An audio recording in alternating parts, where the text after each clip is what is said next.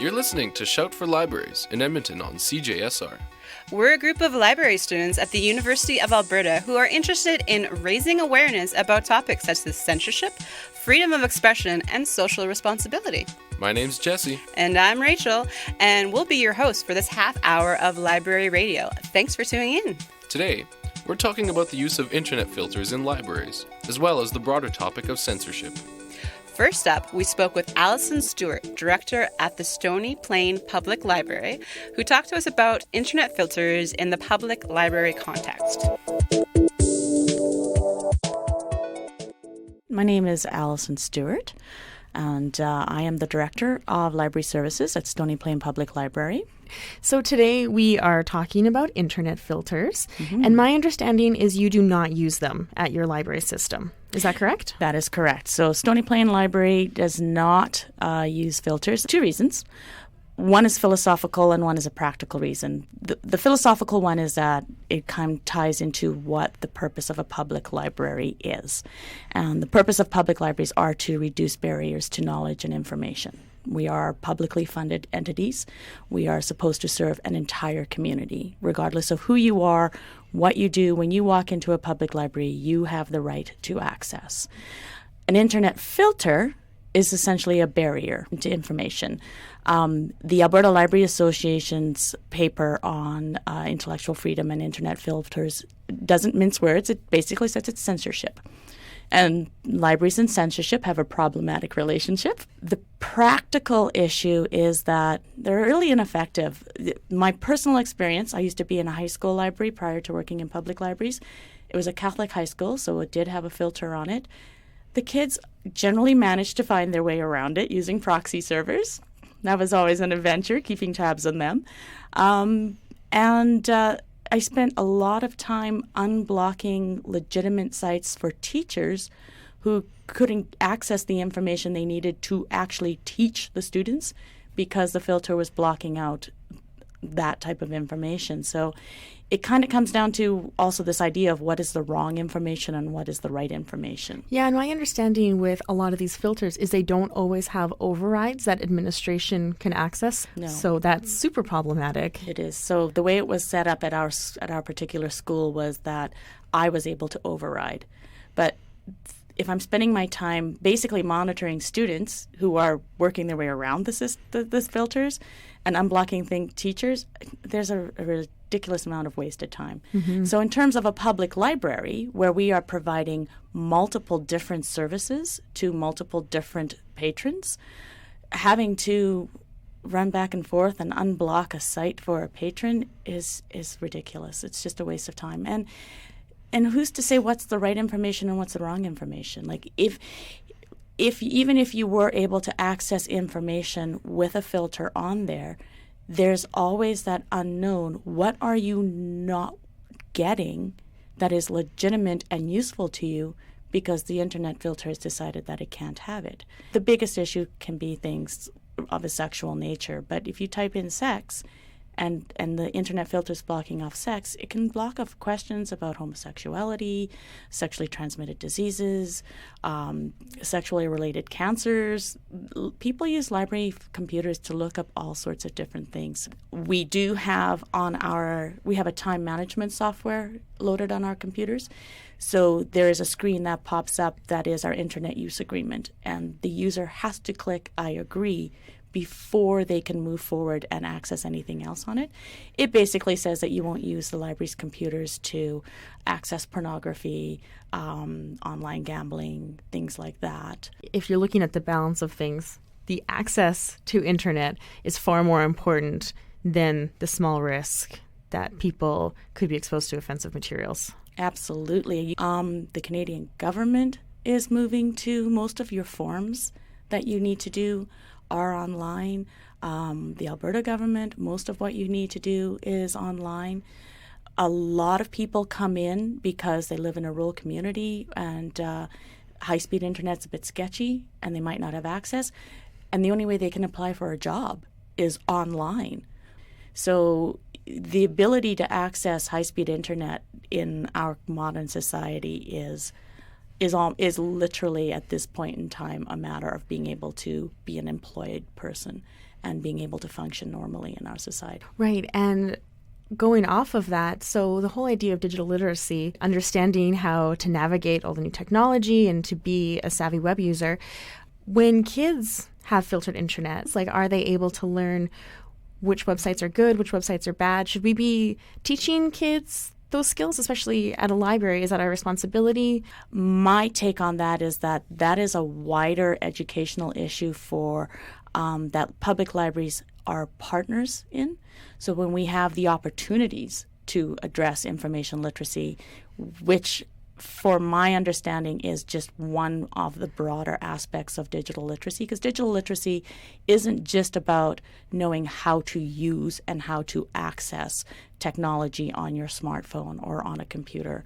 It's also that ability to, as you say, navigate and assess the information on a website. And it's also something that it's not going to come through in really emotionally charged conversation about internet filters. If someone says, well, I don't want my kid being exposed to porn, you don't really have a snappy answer in return to explain the nuance of learning how to navigate safely and being critical and mindful of where you're accessing information. Yeah. And that is actually part and parcel of our larger conversations we have in public libraries, because for our library, we go by the Canadian Library Association Statement on Intellectual Freedom. Essentially, if a patron walks into our library and they have a library card in their name, they can sign out any item in our library that they want. So that's regardless of age. So if an 8-year-old walks into our library and wanted material that some people might think is inappropriate, we're not in a position to make that decision because we don't act in parentis locus. It is not our responsibility to act as parents to people in the library, and that's including adults. It's not our call to make judgments on what people want to access. What we can do is explain to parents and say that we make sure parents know when they give their child a library card, this is how this is going to work. If there's materials that you don't want your child to access or you don't want your child to see, then we suggest that you have conversations with your child. And that's comes in with the internet use as well. We can help you if you need information, if you need some more ways of expressing these things to your child, and you want some tools. We can absolutely help you with that, but you need to have those conversations because we can't do it. We don't know what you would like your child to know. It sounds like the whole approach when you don't have filters is a little bit more holistic, like providing tools, having conversations, even going back to what you said earlier about how you have an acceptable internet use policy that people have to agree to.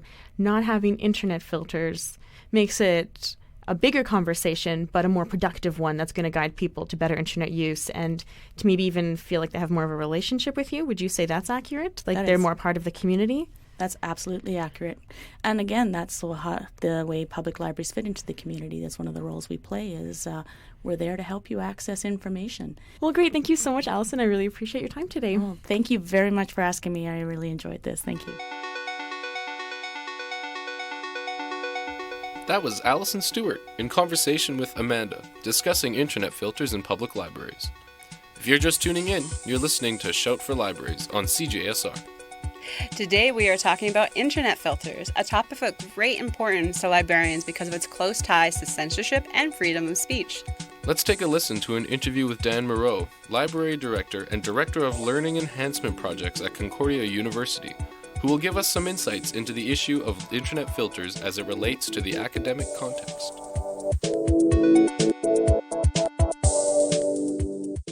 Hello, my name is Céline Garreau-Brennan, and I am here with Larissa McLeod. And today we are interviewing Dan Mirau, and I'm just going to give him the chance to introduce himself to all of our listeners. Hi everyone, my name is Dan Mirau. I am the Library Director at the Concordia University of Edmonton. Why doesn't Concordia limit internet access in any way? Well, I guess it is because we haven't really had any issues with providing open and unfiltered internet access.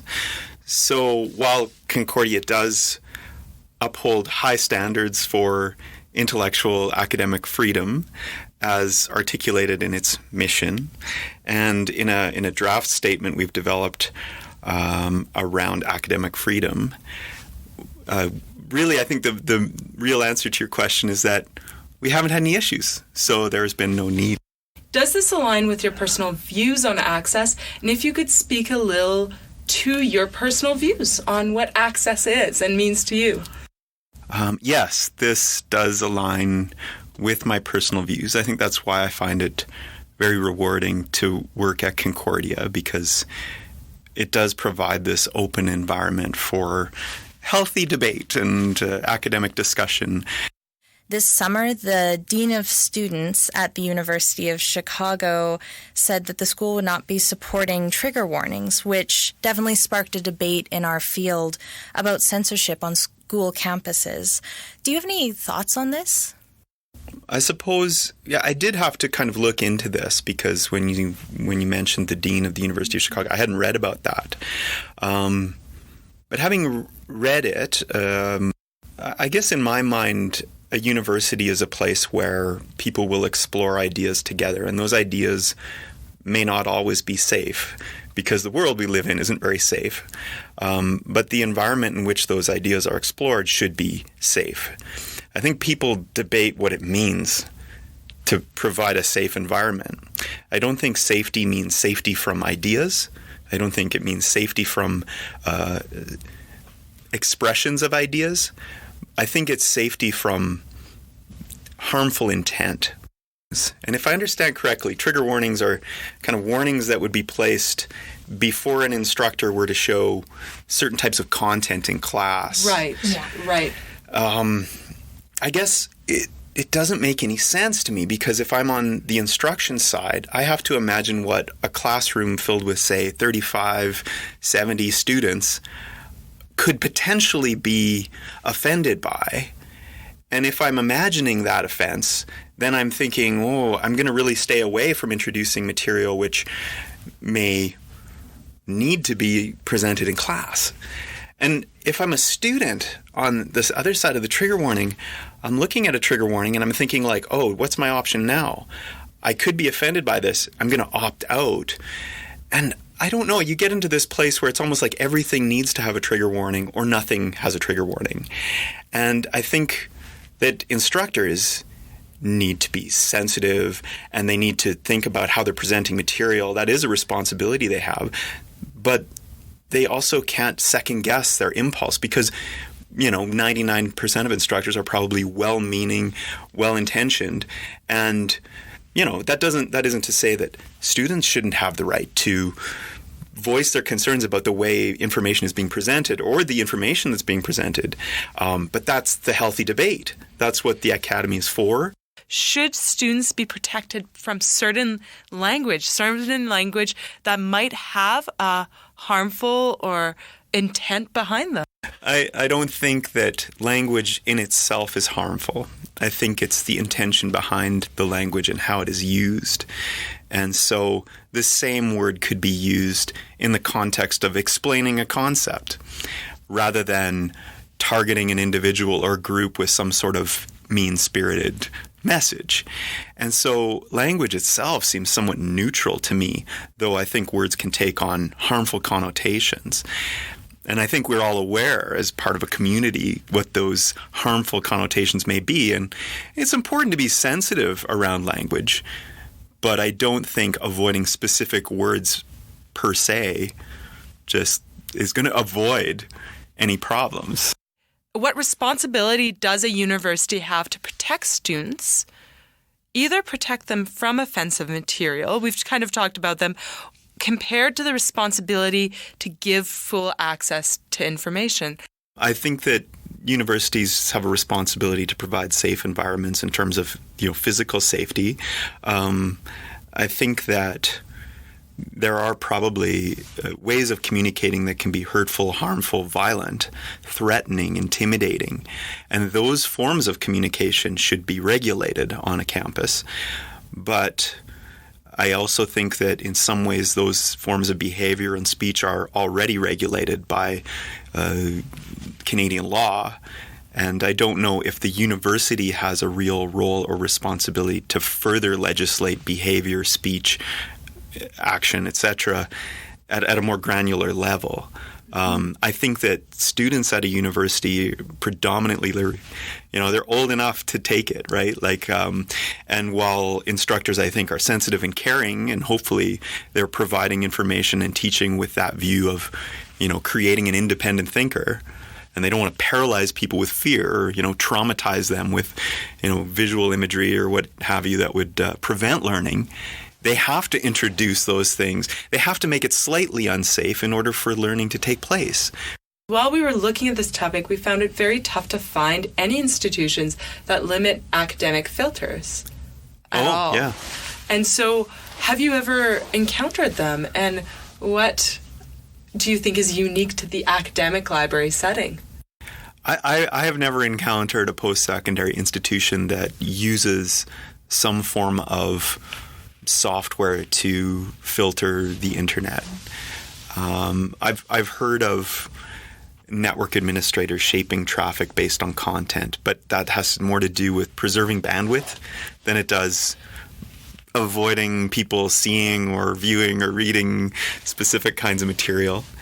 So I think that in some ways universities really are upholding these standards. But I think it's very important that you're asking these questions. In you asking me these questions, I spoke to our Chief Information Officer at Concordia and talked to him about it. And even in raising the question, you can see how he's already thinking. He's like, what is our end user agreement and what does it state? What are the prohibited uses of the network? And of course, they're things that are already prohibited by the law, more or less. But for us to review those things, to think carefully about how our articulated policy upholds the standards of the Charter of Rights and Freedoms, the Declaration of Human Rights, because, language gets old. And sometimes we don't look at these policies and what were well-meaning at a time and meant to address specific issues at the time. They date. Well, thank you so much, Dan. We really appreciate you being here. And thank you for a wonderful interview. Thank you. It's been my pleasure. That was Dan Mirau in conversation with our own Celine Garreau-Brennan and Larissa McLeod talking about censorship, internet filters, and academic libraries. We have one more interview for you today with Sandra Shores, the Senior IT and Facilities Officer at the University of Alberta Libraries, who will discuss the issue of internet filters in an academic library setting from the IT perspective. Hello, my name is Celine Garreau-Brennan. I am a library student here at the University of Alberta, and I'm here with my colleague Larissa McLeod, also a library student here at the U of A. And today we have our guest, Sandra Shores. And I'm going to let Sandra Shores just introduce herself. Sure. So I'm a librarian who works at the University of Alberta Libraries. My areas of responsibility are overseeing IT and facilities for the university libraries and some work for learning services. Excellent. Well, welcome, Sandra. We're so glad you can be here today. Why doesn't the University of Alberta limit internet access in any way? To begin with, I can only represent what we do in the libraries with public workstations and staff workstations, whereas Central IST, which provides centralized computing services for all students and faculty, may do things somewhat differently. So I'm not speaking on their behalf, although I think generally we do things much the same. And just to clarify, we do limit internet access in one small, narrow way. The University Central IST and we will run spam filters and we run AV filters, etc., to block out malicious code, malware, and things that you probably want blocked anyway through spam filtering, that kind of thing, and antivirus. So we do filter on that level. However, we do not filter on a content subject matter kind of level. So the reason we don't do that is somewhat multifaceted. Number one, we presume people are adults. We know some people come here as younger than, legal adults, but they're certainly mature minors if they're here at the University of Alberta. We are adults. working in an environment where we are fostering academic freedom. We are all governed, number one, by Canadian law. So one cannot use university IT resources to do something that is illegal. We all know there's Canadian law that prohibits, the production and distribution and access of things like child pornography. We have laws against hate speech. We have laws that prohibit us from hacking into other people's computing resources. In addition to that, we have policies at the University of Alberta that urge us and require us to create learning environments that are respectful and civil and don't cause harassment to others. Does this align with your personal views? Yes, absolutely. I believe in universities. I believe we should be challenged. We are at different stages in our lives, but there are many people here who are sort of younger adults who should be questioning what they've been raised with and what they have been taught and what they have been thinking about. And in the end, we may feel stronger about our beliefs and values, but we have to be open to having conversations and to exploring. I really like that idea of challenging that you bring up, especially that I feel like as a university student, I have often been very challenged in my values and very core values, and those have been pivotal learning moments for me. I'm just wondering for Larissa and Sandra if there were any moments for you, like any real aha moments in university that challenged any core values or views you might have. There are a couple of ways in my employment here. I'm speaking of things that are more recent to me than my experiences as a student. One relates to gender and gender identity, and another to everything that is happening since the Truth and Reconciliation Commission. I think I maybe had my values in the right place prior to the emergence of these as really important issues, but I didn't pay enough attention to them. So I'm really glad and grateful for a lot of the conversation that's going on across every aspect of campus. Thank you for that. I think that's really profound. I think that idea of values, it's so hard to be challenged by those too. It's really difficult. We have you as a specialist, really, in your field who works in IT. And I was wondering if you could tell us about the effectiveness or ineffectiveness of internet filters for keeping unwanted materials out. I think it is quite evident that internet filtering can be highly successful if you want to control people and what they can gain access to. And certainly you can look at some countries such as even China, where they have great technologies that really constrain people's access to information and access to content. The challenge of internet filtering is that there are different ways to do it, but it's often based on whitelists and blacklists, and then different algorithms that block content based on words or types of files associated or scripts associated with websites or whatever. And no algorithm is intelligent enough or subtle enough to understand nuance or purpose. So yeah, they're quite effective in controlling, but I'm not sure that they're very effective in allowing people to move forward with the kind of work they need to do. This summer, the Dean of Students at the University of Chicago said that the school would not be supporting trigger warnings, which of course sparked quite a debate within our field about censorship on school campuses. What were your thoughts on this? To me, a trigger warning, which is someone saying, by the way, we're going to start talking about X or Y or Z. You may have an experience in your life, or you may be coming from a situation where this causes you some anxiety or concern, or you may feel a little uneasy or, unsafe that far along. Nonetheless, we're going to talk about it, so come prepared. I think the Dean of Students at the University of Chicago went too far. I see nothing wrong with saying to people, warning them and saying, we want to create an environment of respectful conversation. We're going to talk about this. I like the idea that we have in our information technology use and management policy that we are open about academic freedom, and academic freedom to me speaks very much to the heart of what happens in a classroom, what happens in a teaching and learning environment. But I think we have to be open about what we allow to be discussed, but I think we need to try to maintain a supportive and a civil and a respectful environment. That respectfulness means respecting the diversity of where people come from. That speaks to what happens in the classroom. In the library, we don't require people to speak about any particular topic or, participate in conversations that could be very, very difficult. What we like to think about in the library is that we do provide a bit of a safe space for people.